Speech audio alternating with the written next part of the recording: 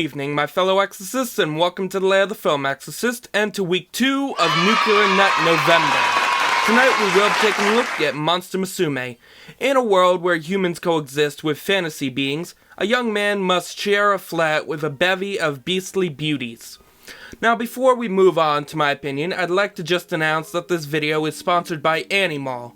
So go buy yourself some amazing low-priced anime merch, including cute figurines to brighten up your collection, and every time you use the code FILM, you'll get 5% off your purchases. Now this show's crew really knows how to start off an ecchi. I mean, right from the start we get one of the most erotic moments of the show, and it hasn't even been 5 minutes yet. From a morning cuddle session to a trip to the lingerie store, and finally a love hotel, the show can literally make any date seem lewd. I mean, wow. That was an awkward date. Not to mention we also have the literal female incarnation of Agent Smith from The Matrix mixed with Levy from Black Lagoon, who is both trying to protect our main character while also trying to get into his pants like the rest of the cast. Now I first viewed this show the year it came out, and I remember loving it, because it was one of the first few erotic anime I found when I was digging through the massive archive, and it was one of my first monster animes because before this, and Shimoneta, I really only watched shonen and slice of life shows. So this one really helped open my eyes to the lewd arts of anime.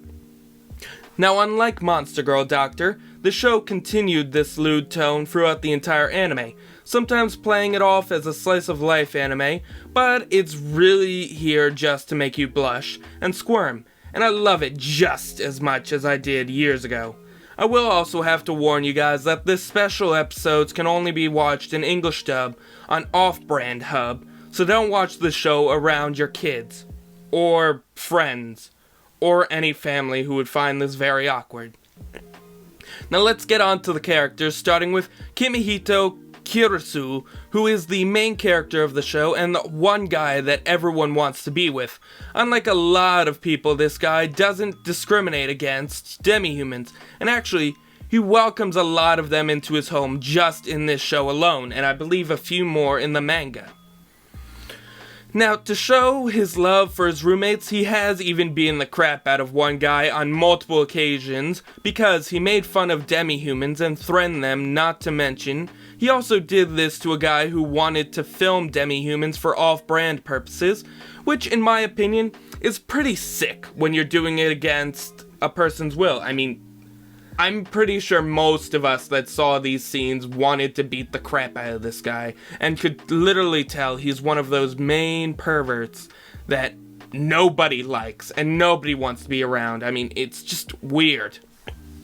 Now, I can definitely say that I am a bit disappointed that we really don't know much about Kimihito, other than he works and he supports demi-human rights, but you can also see in some moments that while he is patient, he can also be assertive, like during the special when he yells at Mia and Miro when they push themselves too far during a race. I may have to deduct points from the score for the lack of info on our main character and characters. Next, let's move on to the first demi-human to come into Kimihito's life, the Lamia Mia. Now, if I said Safia was crazy, then Mia is literally insane about Kimihito, because he can't count how many times she's hurt him. I mean, she's even pulled his shoulder muscle during one of her angry moments, which I mean, damn girl, you need to get that anger in check before you end up completely killing this guy. Now I get that this is supposed to be a running joke, but wow. And it's not just her, it's all the demi-humans in the show, and you kinda feel bad for the guy because he just can't catch a break.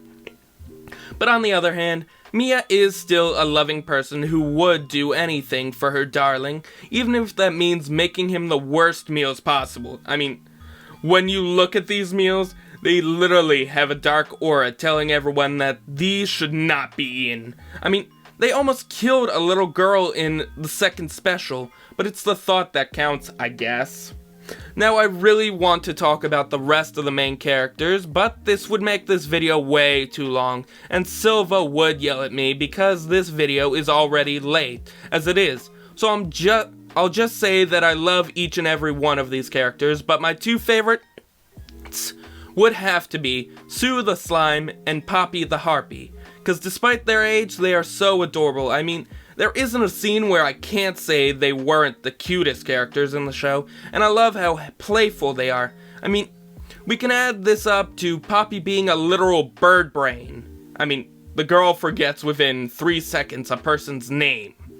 And Sue being a slime, which means that she doesn't know any better because nobody taught her how to act. I mean, they literally call her an illegal alien in this show because she's a slime. And they don't technically register them as humans or a person, which is kind of sad.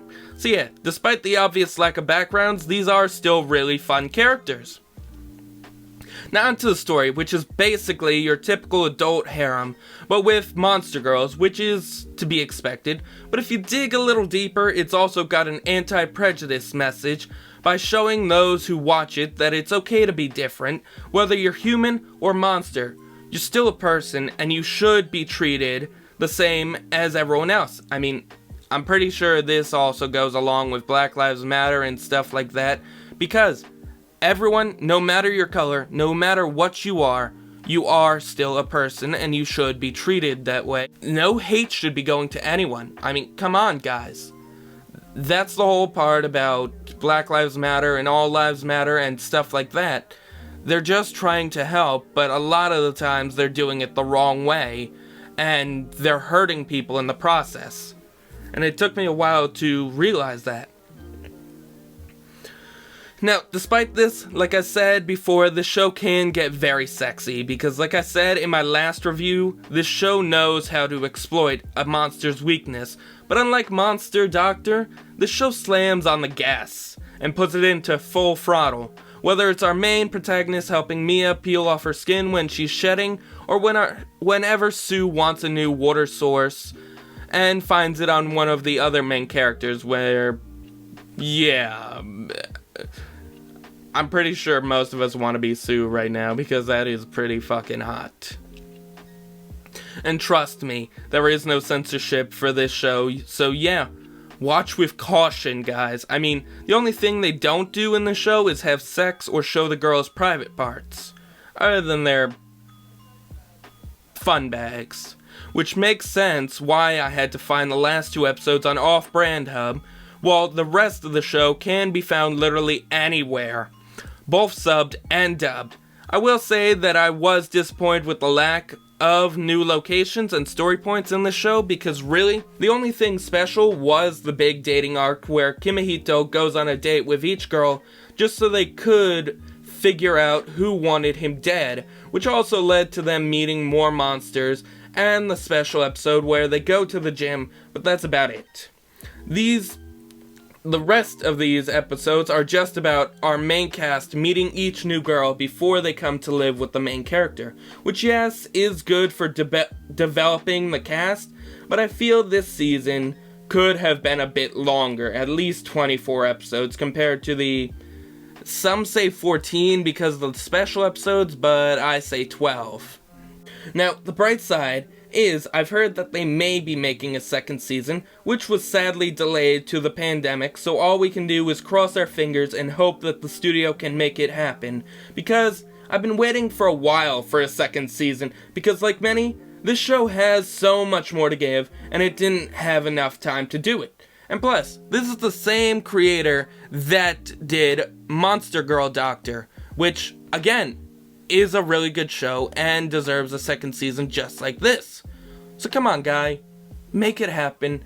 Even if the studio says no, find a new way. So yeah, I do really like the show, and I can say with a happy heart that I'm giving this show a 7.5 out of 10. Because like I said, the show has so much more to give. Because, I mean, and it also hasn't even given us a proper ending like most shows would, or it hasn't even given us a cliffhanger other than he's supposed to marry one of the girls and nothing came of that. at all. But it is still a great show, and it does have a lot of great moments, both erotic and normal. I'd recommend this to anyone looking for a great ecchi anime to watch during Nuclear Nut November, and if you're a fan of harems, go watch this. So don't forget to like, comment, and subscribe to the channel. And again, don't forget to check out Animal for your anime needs, and don't forget to use the code FILM with your purchase to get 5% off. So we'll see you guys next week when we do Shimoneta, in a world with no dirty jokes, or however the title goes. We'll find out next week. So have a great night and good luck.